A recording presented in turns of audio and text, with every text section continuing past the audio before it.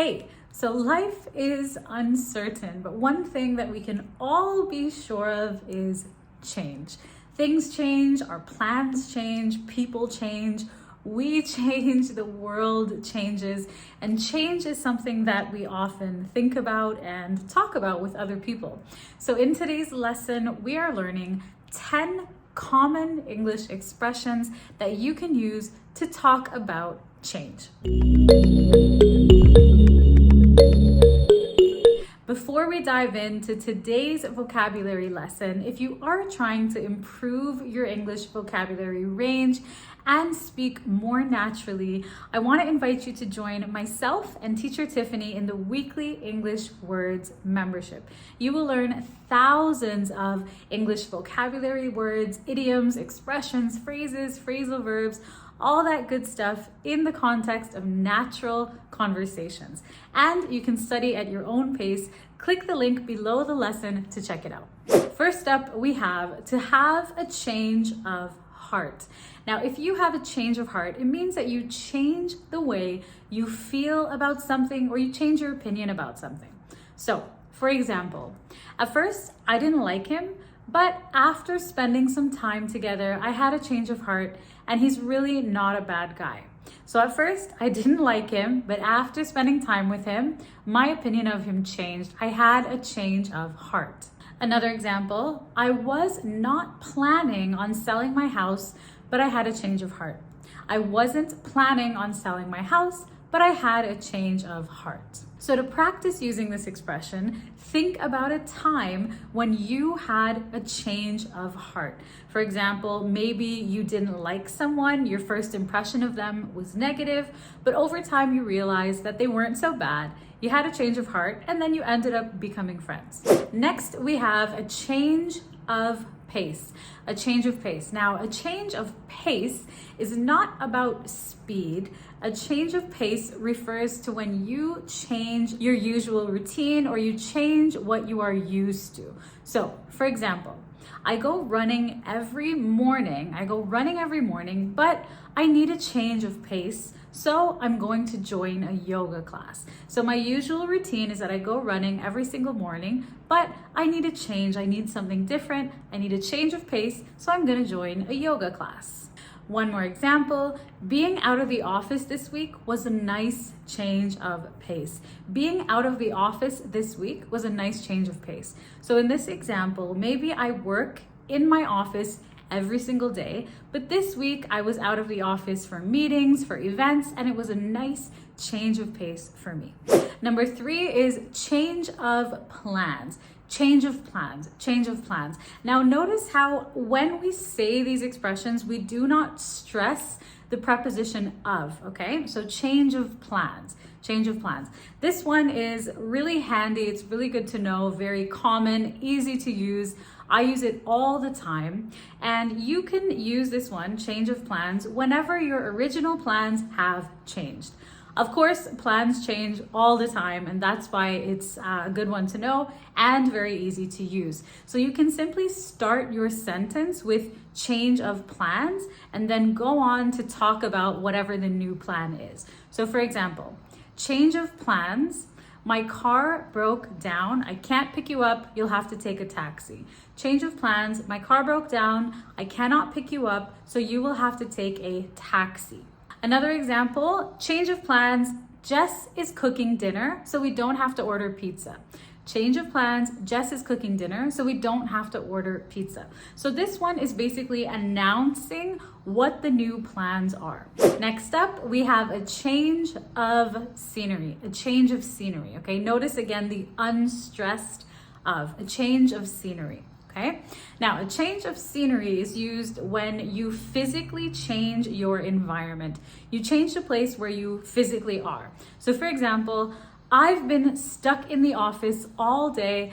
I could really use a change of scenery. I've been stuck in the office all day. I could use a change of scenery. So I've physically been inside my office all day. I basically want to go outside, go to a restaurant, go anywhere else other than my office. Another example, I feel like I need a change of scenery, so I'm going to rent a cottage this weekend. I feel like I need a change of scenery, so I'm going to rent a cottage this weekend. Now, this one is really good to use when you feel a little bit restless, you feel a little bit tired of the place where you are, a little stressed, and you really just need to be in a different place. So a lot of us needed a change of scenery during lockdown, but unfortunately, there was nowhere for us to go, all right? So during lockdown, I definitely needed a change of scenery. I wanted a change of scenery. Luckily now things have opened up again. We can travel, we can socialize as normal, and we can have a change of scenery whenever we need it. Our next phrase is times have changed. Times have changed. Times have changed, okay? Now, we use this one, times have changed, when we are reflecting on the past, and it basically means things are different than they used to be, or things are not what they used to be. Now, this phrase is quite nostalgic, and anyone of any age can use it, but you often hear adults or older people using this, not really children, because they don't have much to reflect on because their life is just starting.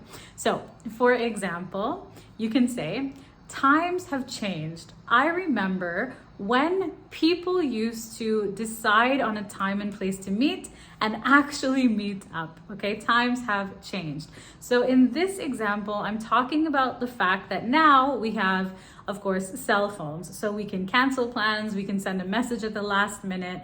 But when I was a kid, we used to choose a time and a place to meet our friends, and we would show up and be there at that time in the place that we agreed upon. We would not cancel plans at the last minute. So in this sense, I think times have changed. Our next expression is something isn't what it used to be, or things aren't what they used to be. Now, we use this one when we're talking about how something has changed, but in a negative way. So it's a little bit different than times have changed. Times have changed is more, again, nostalgic. You're kind of reflecting, you're just thinking and remembering, but things or something isn't what it used to be. In this case, basically the change has become negative. So it's not as good as it was before.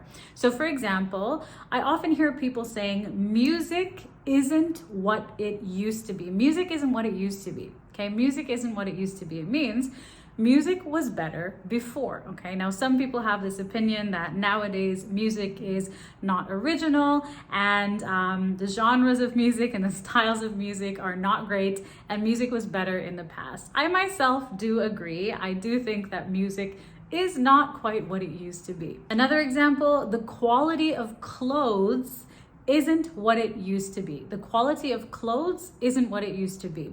So in this example, I'm talking about clothes that we buy in a mall. I think that the quality of clothes has gotten much, much worse, even in the last few years. In the past, there were higher quality materials used, things were handmade, and they lasted much longer. But nowadays, with fast fashion and cheap production and mass production of clothes, I believe that clothing isn't what it used to be. Next, we have another very reflective, nostalgic phrase, and this one is back in the day.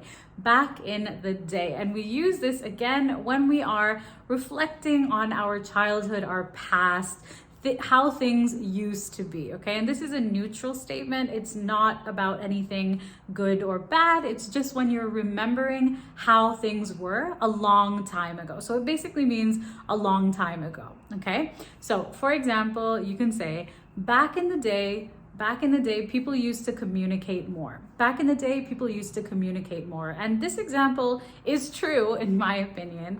Back in the day, before the internet, before instant messaging, before cell phones, people used to communicate more. Or back in the day, TV shows used to air once a week. Back in the day, TV shows used to air once a week. And now, of course, we can stream everything, we can download everything, we can have access to TV shows just at the touch of a button. But back in the day, we used to have to wait each week to see a new episode of our favorite TV shows, kind of like YouTube is now. So try leaving an example and tell me about your life or a memory you have from back in the day. Our next expression is a fresh start. A fresh start. Now, a fresh start refers to basically a new life, a new chapter. So for example, after his divorce, he was ready for a fresh start. After his divorce, he was ready for a fresh start. So maybe he wanted to move to another city, to move to another house or apartment and just start over, start basically a new life. Another example, I moved to Dubai for a fresh start. I moved to Dubai for a fresh start. Or one more example, you can say this to someone, maybe it's time for a fresh start. Maybe it's time for a fresh start. Number 9 is to turn over a new leaf. To turn over a new leaf. Now, if you turn over a new leaf, it means that you basically change a negative behavior and you start acting better, you start acting in a more positive way, you start behaving in a more positive way, all right? So one side of the leaf is negative, you turn over a new leaf and the new side, the new behavior is positive. For example, she turned over a new leaf and really started taking her job seriously. She turned over a new leaf and started taking her job seriously. Or he said he wanted to turn over a new leaf, but I haven't seen any changes. He said he wanted to turn over a new leaf, but I haven't seen any changes yet. Or you can say to someone, if you want to change a negative behavior, you can say, I am ready to turn over a new leaf. I'm ready to turn over a new leaf. And number 10 is to shake things up. To shake things up. To shake things up means that you try a new method, a new approach, something new in order to usually, hopefully, see better results. So, for example, if you've been studying English in the same way for a long time and you're not seeing results, you need to shake things up.